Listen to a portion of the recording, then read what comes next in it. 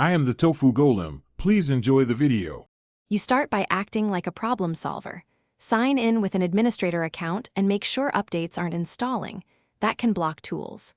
Once done, open Task Manager, find and restart Windows Explorer to clear UI hangs, then immediately try the Quick Access menu, Win+X, or press Win+R and run devmute. MSC. These steps fix most transient hang issues because they restart the shell and invoke Device Manager directly instead of relying on cached menus. If Device Manager still won't open, run System File Repairs. In an elevated PowerShell, run sfc/scano and then dism/online/cleanupimage/restore health to repair corrupted system files.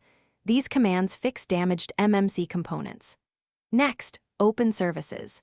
MSC and confirm plug and play and remote procedure call are running and set to automatic because Device Manager depends on them.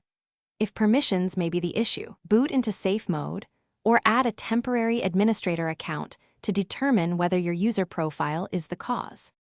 To finish, re-register MMC components or create a fresh devmute. MSC shortcut. If that fails, perform a system restore to a point where Device Manager worked or run an in-place repair install to replace damaged OS files without losing data. Make sure to uninstall recent driver or update changes before restoring. One key troubleshooting tip. Always check Event Viewer for specific error codes and timestamps after failed attempts.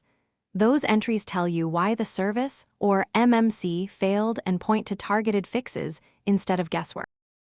Thanks for watching. Consider subscribing if we helped you today.